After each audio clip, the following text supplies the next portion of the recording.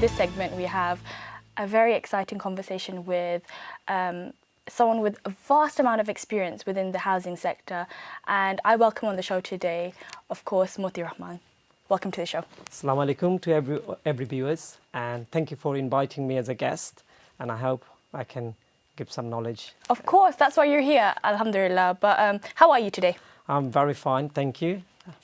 Okay, so of course, I understand you have 20 years of experience within the housing sector. And I also understand that you came to the UK at a very young age. Of course, I think it was 13 or 14. That's absolutely right.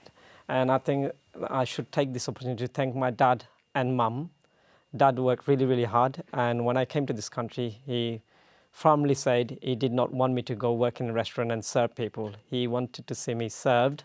And also he wanted me to make a change in my career to make sure I have a degree. But he wanted me to become a doctor, but that's not something I managed to achieve. But whatever I achieved, I think I'm grateful to Allah, and also his persistence that he supported me at that time. He never pushed me to go and work in restaurant, especially when you're growing up in 1980s. There is always demand for money, and when it's social deprivation, high interest rate, so it's very, very tough. Of course. And what was the transition like? Of course, I mean, you came from Bangladesh at 13, 14. English isn't your first language at that point, and GCSEs, it's not easy to do at the time. Absolutely. So one got to challenge yourself. Yes. And I worked really, really hard. I had a lovely teacher on my school, English teacher, and she wanted me to make sure I passed the English, because without English you can't get to do A level, and you need to make sure that you get minimum 5 subjects of A to C. Yeah. So I was able to achieve it. I think I'd done about I got 8 GCSEs, and 5 of them within A and A star. Wow, so mashallah. that was very good. And then the next challenge starts when you start your A level. Yes. And I think I found it very, very challenging.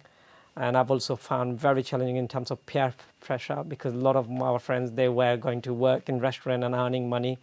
And obviously it's a very temptation. Yes. How do I contain myself? And you want to pass driving test and drive cars. Yes, and I did agree. mess up my A levels first year, but it didn't divert me. Wow. I went back. Resilience.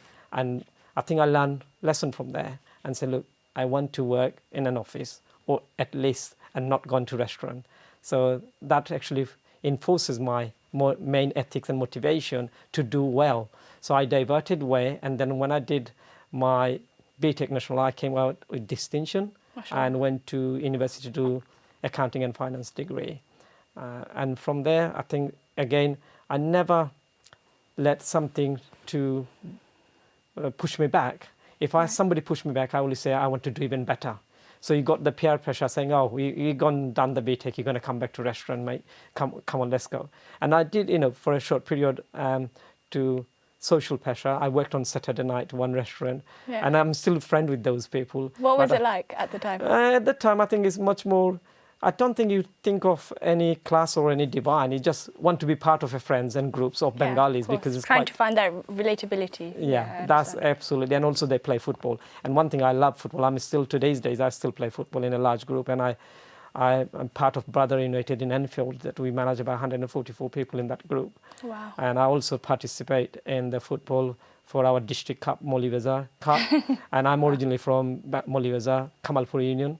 And I always pride that if I can connect the country here as a British national, it makes me proud of that. And of course, I'm sure everyone back home is very proud of you. And of course, you're sat here today, and I'm so grateful for you, of course, sharing this journey with us. I understand you studied accounting and finance, and then you moved on to public administration for your master's. Why did you do that? Well, accounting and finance is a very good degree, yes. And it gives you a platform of business sense and in terms of money and economy side. When I met my wife, she was working in the public sector, so I think we decided to work Monday to Friday and I was in private sector, and take a pay cut and join council as a very beginner job. But that didn't stop me. I think the council says that you always have to do 1 year and to show yourself that you can go on to other job. As soon as the 1 year is gone, I applied for better job within the council, and it's very challenging.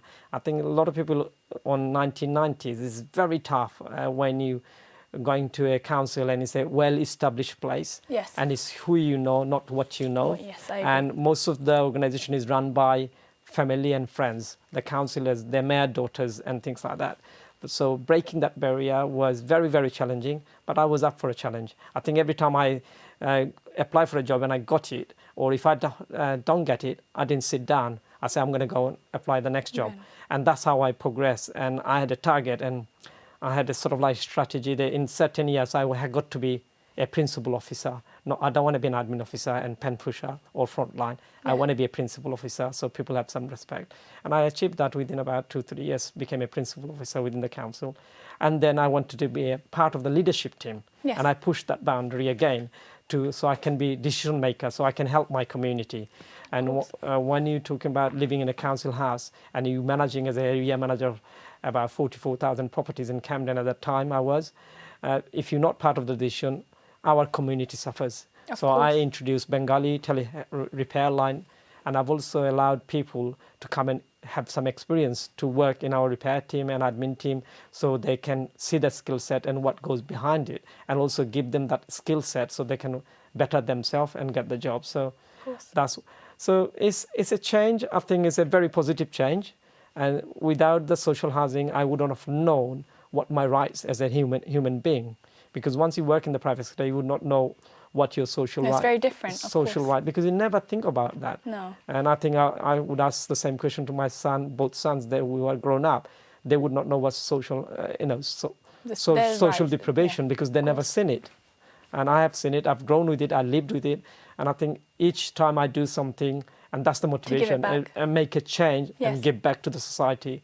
And having worked for Camden about 10, 11 years, then I went to private housing association, and then my journey, became a consultant and then became a manager, and then same organization kept me. So one thing about if you work hard and you show what you can do for a organization, they always keep good people. And of course you moved on to the housing association, so then what was that journey like?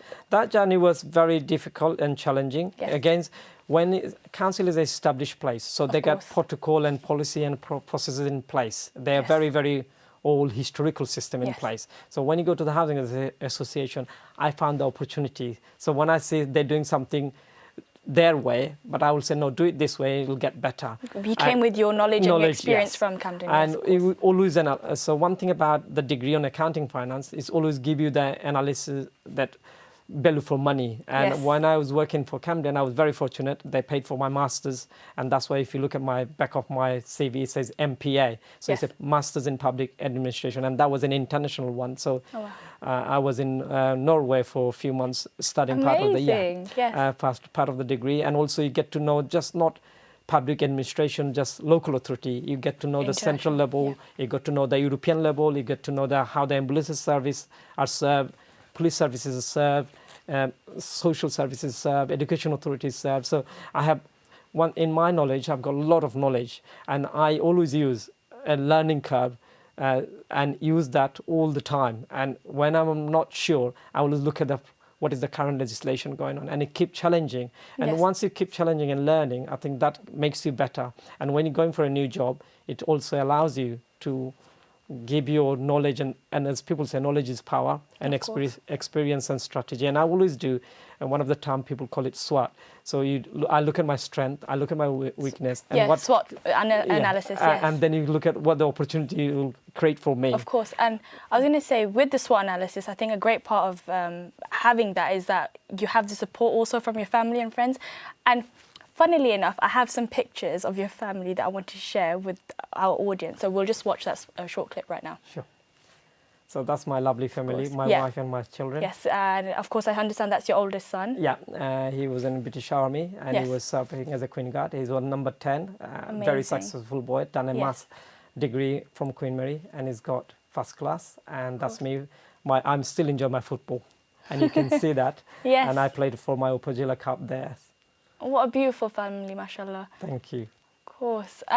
So bringing us back to this conversation where you moved from the Housing Association, and I understand now you're the head of business transformation for the Housing Network. So what's that about? So obviously, I think sometime in your life you choose a peak point.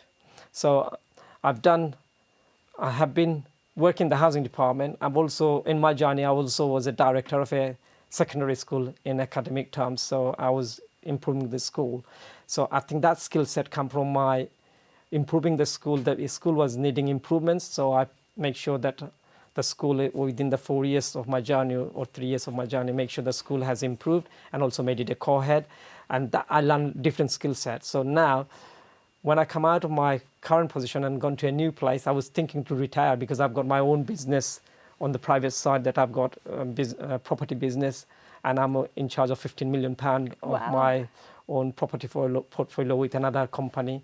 And amazing. It keeps me busy. And then I've got my football team to play football. So the transformation job is, I found this organization is very, very, although they're small, they're unique. So when you say small, they have a purpose. Of course, and it's the purpose is they look after people who are very, very vulnerable on the street. So we'll pick them up, give them a house, we give them education, and then we move to the next stage of the property so they can be independent. On the other hand, you probably recently hear the prisoners who were released. Yes. Where they're going to go? They got no property. No. So my organization, provide properties to them. We also mentor them. It's a very hard work for the team, and it's a purpose. And I think being part of the team. So they took me in as a specialist. Obviously, they're a small business. They want me to transform. So luckily, I've been given a free ride. So each area that I can see, I can make improvements. So I'm doing the same thing, as I said, SWAT and PEST.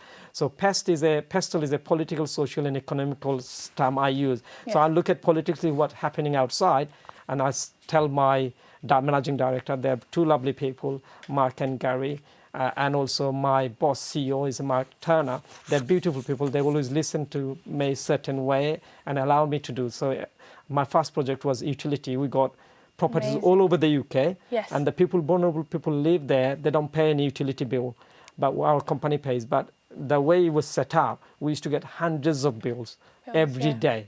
And sometimes we are delayed or sometimes late. It wasn't efficient. Within the 6 months, I managed to get it efficient, and we'll also be saving around 200,000 to 250,000 once the whole transformation program goes ahead. So this is just a little bit. So I'm also doing the mobile phone project, and in life, where I worked in the past, I made connection. Of course. In terms of whether it's so be it a gas utility company like Octopus, I know one of the directors, and Eon and Vodafone. So I managed to now contact with the Vodafone and getting a mobile phone line, and which we'll get.